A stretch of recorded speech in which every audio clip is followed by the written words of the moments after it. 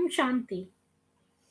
तो अम, अब मेरी इसी प्लेलिस्ट में इन ह्यूमैनिटी टुवर्ड्स इस्लाम में नेक्स्ट टॉपिक पे आते हैं। पहले हमने देखा क्रूअल्टी टुवर्ड्स बेबीज, फिर देखा हमने cruelty towards children. Cruelty towards babies में कैसे छोटी बेबीज के साथ रेप करना, क्रूअल्टी टुवर्ड्स चिल्ड्रन में रात में सोए हुए बच्चों पर को मार डालना। तीसरा हमने देखा क्रूअल्टी टुवर्ड्स विमेन, उनको उनका अस्तित्व एक तरह से न मानना और उनको अब्यूज करना, कभी भी मारना किसी भी वजह से, और हर तरीके से एक्सप्लॉइट करना, चाहे वो फिजिकल एक्सप्लॉइटेशन हो, मेंटल एक्सप्लॉइटेशन हो, कानूनन एक्सप्लॉइटेशन हो, फाइनेंशियल एक्सप्लॉइटेशन हो, या फिर रेप के बाद एज अ विक्टिम एक्सप्लॉइटेशन। अब हम चौथे पे चलते हैं, क्रूअल्टी टुवर्ड्स द ओल्ड। तो कई लोगों को मैंने सुना है, स्पेशली मोमिन लड़कियां कहती हैं कि हमारे यहाँ तो जो है ओल्ड की बहुत रिस्पेक्ट है। तो मैं आपको ये दिखाती हूँ कि कैसे 120 साल के एक बूढ़े आदमी ने कुछ कमेंट पास कर दिया था जो कि मोहम्मद के खिलाफ था। तो इसके लिए उसने उनकी जान ही ले ली।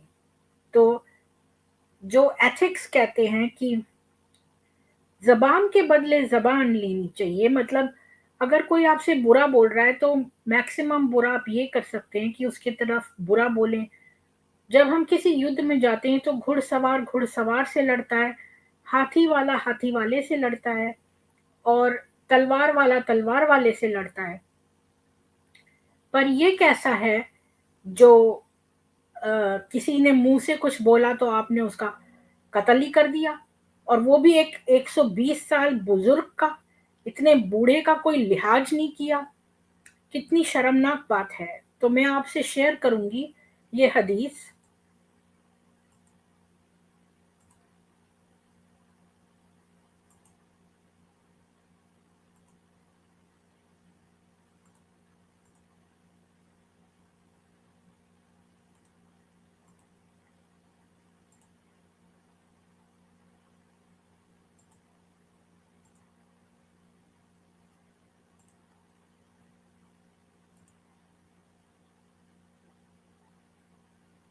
तो ये बताता है, then occurred the Sharia raid of Salim ibn Umar al-Amri against Abu Afaq, the Jew, in the month of Shawwal, in the beginning of the 20th month from the Hijrah of the Apostle of Allah. Abu Afaq was from Banu Amr ibn Auf, was an old man who had attained the age of 120 years. तो ये बता रहा है कि ये उन दिनों की बात है जब रेड उन्होंने करी सलीम इब्न उमर अमरी अगेंस्ट अबू अफाक के प्रति रेड करी, जो कि एक जू था। अबू अफाक जो था वो बानु अम्र अबिन औफ का बेटा था, और वो एक बूढ़ा आदमी था जो कि 120 वर्ष का था, और वो जू था। And he used to instigate the people against the apostle of Allah and compose satirical verses about Muhammad. इतना बूढ़ा आदमी, वो अल्लाह के जो मैसेंजर जो ये था मोहम्मद, इसको नहीं मानता था, और इसके प्रति जो है वो सैटायरिकल वर्सेस कहता था। तो वो उसका मजाक उड़ाता था मोहम्मद का, और वो एक बहुत ही बूढ़ा आदमी था। तो सलीम इब्न Umar, who was one of the great weepers and who had participated in Badr, said, I take a vow that I shall either kill Abu Afaq or die before him. He waited for an opportunity until a hot night came and Abu Afaq slept in an open place. Salim ibn Umar knew it, so he placed the sword on his liver and pressed it till it reached its bed. The enemy of Allah screamed, and of the people who were his followers rushed to him, took him to the house, and interred him. तो वो जो था सलीम इब्न उमर, उसने एक प्रण लिया कि मैं इसको मार दूंगा या फिर मैं मर जाऊंगा। तो जब रात आई तो अबू अफाक खुले में सो रहा था। इतना बूढ़ा आदमी, इन लोगों को शर्म नहीं आई कि उसके ऊपर लिवर पे एक चाकू स्वॉर्ड रखा उसने, तलवार, और उसको प्रेस किया और उसको मार दिया। और वो इतनी जोर से चीखा कि लोग और उसके फॉलोवर्स आ गए। तो इसका रेफरेंस हमें किताब अल तबाकत अल कबीर वॉल्यूम 2 पेज 31 पे मिलता है। तो आपने देखा कि इतने बूढ़े आदमी को इन लोगों ने नहीं बख्शा। कल को हम लोग, हमारे से कोई मजाक करता है तो क्या हम उसके जाके जान ले लेते हैं उसकी? हमारे ईश्वर की कई बार लोग ये कॉमेडियंस मजाक उड़ाते हैं, तो क्या हम उनको जान से मार देते हैं? तो यही बात है एक नॉर्मल पर्सन और एक स्क्रूड अप जो पर्सन है इस तरह के कल्ट में जो उगा होता है, उसमें यही फर्क है कि जो नॉर्मल व्यक्ति है वो कभी ऐसा काम नहीं करेगा कि कोई अगर मुंह से किसी की, अगर उसने गलत भी कहा मान लो तो एक बार को, तो इसका मतलब ये नहीं है कि हम उसके प्राण ले लेंगे। तो जब ये लोग कहते हैं कि एक के प्राण लेना मतलब पूरी इंसानियत के प्राण लेना, तो ये सब झूठी बातें, ये दिखावा है। क्योंकि इन्होंने तो एक 120 वर्ष के बूढ़े आदमी को नहीं बख्शा। कई लोग तो सोचते हैं बूढ़े आदमी लोग बकबक करते ही रहते हैं, बूढ़ा हो गया, शराबी हो गया, ये लोग तो अपने कोई दिमाग से नहीं बोलते हैं। लेकिन उन्होंने इस बात पर भी उस बूढ़े को नहीं बख्शा।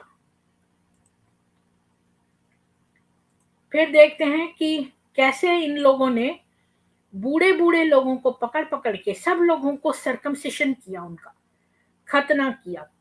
तो जो लोग बूढ़े थे उनका भी जबरदस्ती में खतना करा। तो मैं आपको एक ऐसी हदीस दिखाती हूँ जो इस बारे में है।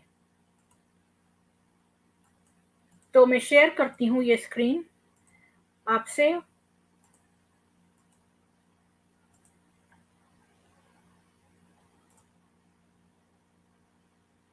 ये है बुक 53, sunnah.com की book 1 हदीथ 8। It is reported that Al Hasan said, "Are you not astonished by this man?" यानी कि मलिक इब्न अल मुंधिर, he went to some of the old people of Kaskar who had become Muslim and examined them and then commanded that they be circumcised although it was winter. I heard that some of them died. Greeks and Abyssinians became Muslim with the messenger of Allah. May Allah bless them and grant him peace, and they were not examined at all.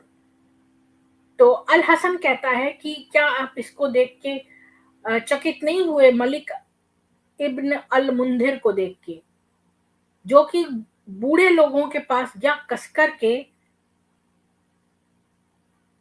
जो कि मुसलमान हो गए थे, और उनको examine करा और उन कमांड किया कि उनका उनका सरकमसिशन हो चाहे वो विंटर हो। तो आपको पता है कि उस जमाने में कोई मेडिकल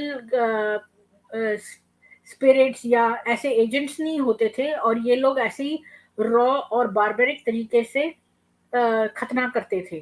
तो आजकल जैसे बहुत सारे एंटीसेप्टिक जो हैं वो लोशंस हैं, पर ऐसा कुछ नहीं था उस समय। और उस समय जाड़े के दिन थे, तो अगर कोई चीज पक जाए तो उसके लिए इन्होंने ये भी नहीं देखा और बूढ़े व्यक्तियों का पकड़ के सरकमसिशन कर दिया। तो ये देख सकते हैं आपकी अपने मजहब के लिए कि कितनी बड़ी कट्टरता है इनकी, कि इंसानियत को भी इन लोगों ने त्याग दिया। बूढ़े लोगों को क्या जरूरत थी कि उनका खतना किया जाए? अगर ये उसको हाइजीनिक या जो भी अपना कुतर्क देते हैं, तो बूढ़ा व्यक्ति जो मरने के कगार पे है उसको सरकमसाइज करने की क्या जरूरत है? और वो भी उसको विंटर में इतना कष्ट पहुंचाया। तब आपने ये वाली हदीस देखी। अब मैं आपको एक और हदीस दिखाती हूँ कि उसमें जो है वो खतना एक बूढ़े आदमी का कैसे किया गया। तो उसके लिए चलते हैं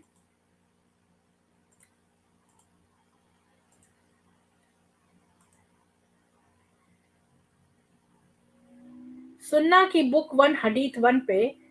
Abu Huraira reported that the Messenger of Allah, may Allah bless him and grant him peace, said, Ibrahim, may Allah bless him and grant him peace, was circumcised when he was 80 years old. He was circumcised with an axe. तो अब देखिए कि अबू हुरैरा बताता है कि messenger of अल्लाह यानी मोहम्मद ने कहा है, तो अबू हुरैरा बता रहा है कि मोहम्मद कह रहे हैं कि इब्राहिम जो है जब वो 80 वर्ष का था तो उसको सरकमसाइज किया गया, मतलब खतना किया गया एक कुल्हाड़ी से।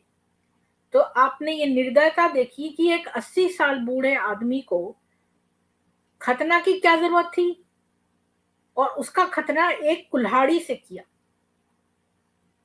तो आप सोच सकते हैं कि इतनी नाजुक चीज को, जो मनुष्य के जो प्राइवेट पार्ट होते हैं वो नाजुक होते हैं, इतने प्राइवेट इतनी नाजुक चीजों इतनी नाजुक अंगों को इन लोगों ने कुल्हाड़ी से खतना किया।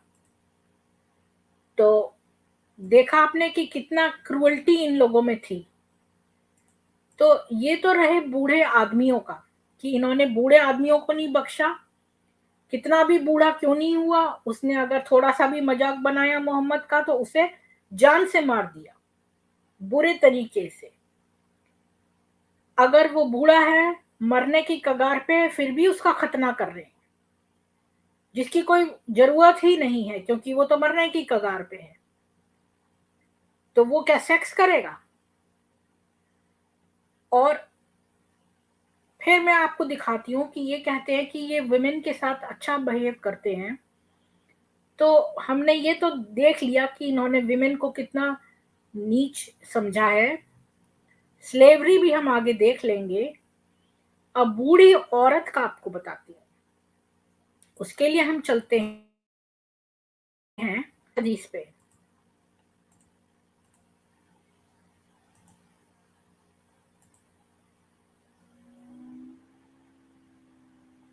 Muslim historians report the story of two extraordinary women, किरफा और उसकी डॉटर सलमा। तो दो मुस्लिम हिस्टोरियंस दो एक्स्ट्राऑर्डिनरी विमेन के बारे में बताते हैं। एक तो किरफा है और उसकी बेटी सलमा है।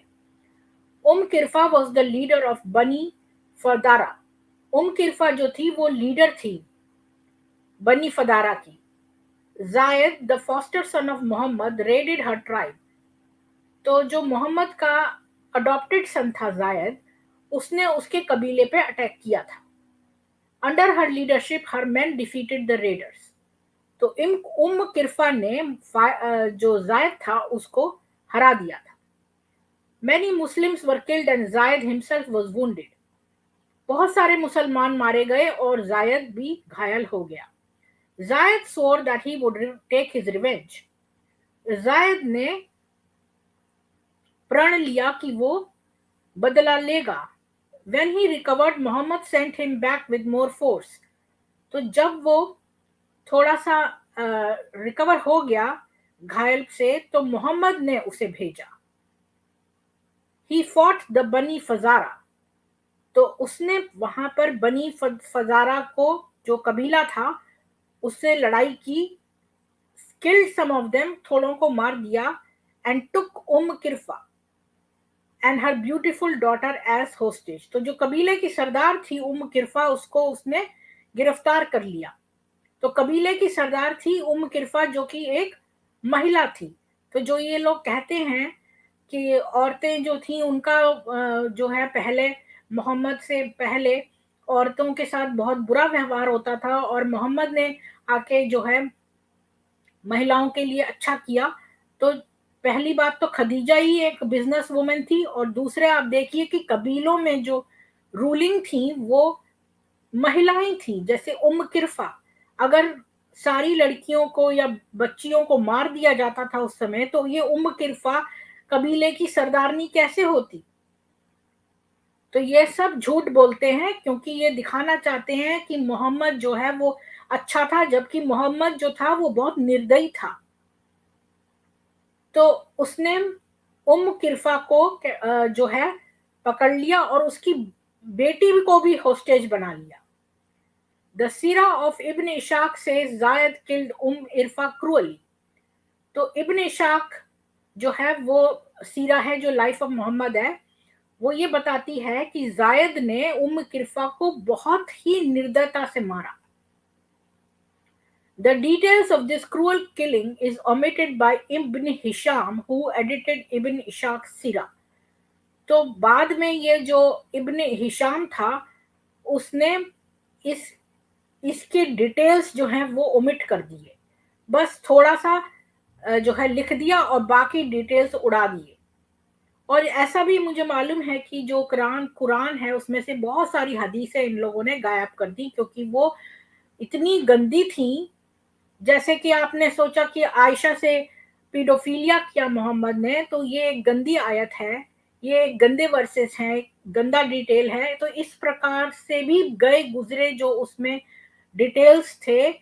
ऐसी मेरे पास रेफरेंस है कहीं पर कि कितने हदीसें जो हैं इन लोगों ने पहले ही ओमिट कर रखी हैं। तो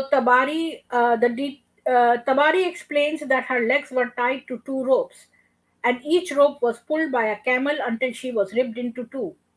तो तबारी जो है उसमें ये एक्सप्लेन किया है थोड़े कम डिटेल में, क्योंकि डिटेल्स इन लोगों ने उड़ा दिए हैं कि उसकी जो लेग्स हैं उनको दो, जो उस बूढ़ी औरत जो थी सरदारनी जो थी उस कबीले की किरफा, उसकी दोनों टांगों को दो रस्सियों से और हर एक एक एक ऊंट से बांध दिया और दोनों ऊंटों को दूसरी दिशा में दौड़ा दिया, तो वो बीच में से चिर गई। इब्न इशाक कहता है, she held a position of honor among her people and the Arabs used to say, had you been more powerful than Kirfa you could have done no more. Such was the courage of this woman that she had become a legend among Arabs. तो वो कबीले की सरदारनी का इतना रुतबा था कि जो अरब के लोग थे वो कहते थे कि ये तुम अगर इतने पावरफुल हो जाओ किरफा की तरह से तो तुमने भी और कुछ न किया होता। मतलब जो किरफा ने किया अपने कबीले के लिए वो उससे ज्यादा तुम नहीं कर पाते। मतलब कि किरफा ने बहुत किया अपने कबीले के लिए और वो एक लेजेंड थी अरब्स के बीच में। तो जो किरफा की डॉटर सलमा थी उसको भी इन्होंने बंदी बना लिया। तो मतलब माँ को तो बनाया ही और बेटी को भी बंदी बना लिया। और सलमा भी जो थी prove to be no less a super woman than her mother. तो खैर अब हम सलमा की कहानी पे नहीं जाते, और मैं आपको खाली ये बताना चाहती हूँ कि वो जो सरदार थी कबीले की वो एक बूढ़ी औरत थी और इन लोगों ने उसको इतनी निर्दयता से मारा, खाली ऐसे ही नहीं मारा बल्कि उसको बीच में से चीर दिया। तो सोचो कि इनका दिमाग जो है वो किस कदर हिंसात्मक है कि नॉर्मल आदमी ऐसी बातें सोच भी नहीं सकता किसी को इतनी निर्दयता से मारने की, और वो भी एक बूढ़ी औरत के लिए। तो ये मैं यहाँ पर स्ट्रीम खत्म करती हूँ, क्योंकि मुझे आपको खाली ये बताना था कि क्या इन लोगों ने अपनी निर्दयता की कोई सीमा नहीं करी, उसको कहीं का ज्यादा पार कर दिया। साइकोपैथिक किलर्स जो होते हैं वो भी इतनी निर्दयता से नहीं मारते होंगे जितनी निर्दयता से ये लोग मारते थे। आंखें निकालना, तलवार घुसेड़ देना, मैंने इतने सारे केसेस इसमें से पढ़ लिए कि मेरा दिल खराब हो गया है और ऐसा लगता है कि जैसे सीरियल किलर्स या साइकोटिक लैंड में आ गया हो कोई। और यही इनके दिमाग में भरा है, इतनी इतनी निर्दयता इनके दिमाग में है कि बूढ़े आदमी बूढ़ी औरत किसी को नहीं इन्होंने बख्शा, और फिर ये कहते हैं कि हम अच्छी कौम है। आप लाइक शेयर और सब्सक्राइब करें मेरा वीडियो, और श्रमदान अवश्य करें, मतलब जो मैसेज मैंने दिया है इसमें और जो इन्फॉर्मेशन जानकारी दी है उसे आप एटलीस्ट 2 लोगों को आगे बताएं। अगला मैं करूंगी, इसका नेक्स्ट पॉइंट मैं करूंगी जो कि मेरे ख्याल में 5वां है, वो है जानवरों के प्रति निर्दयता। तो मैं इसको ख़त्म करके अगला ब्रॉडकास्ट शुरू करती हूँ। आपका दिन सुख में बीते।